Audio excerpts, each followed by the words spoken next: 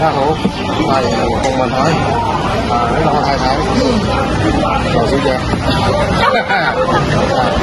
我係從事雲吞麵嘅，我係接我阿爸嘅手啦。我阿爸本身咧就做咗50幾年之後，退休之後我就接過嚟做。我本身咧做咗成10年啦，一直都係保持用手製作嘅自製嘅雲吞麵。雲吞皮都係我哋自己手作嘅，咁我哋咧係保持即係點樣嗰個味道啊，都係老豆嘅古早味。因為原本而家咧原材料好多起咧，我哋都係攞翻原材料嘅起價，我哋都係攞翻原材料，所以我哋可以保持到嗰個味道。我哋做嘅時間咧係12點鬆個口到4、5點嘅。咁呢段時間咧，我哋係做即係講做工嘅客仔，我哋通常嗰啲熟客咧都係做工嘅，即係勞動性多嘅。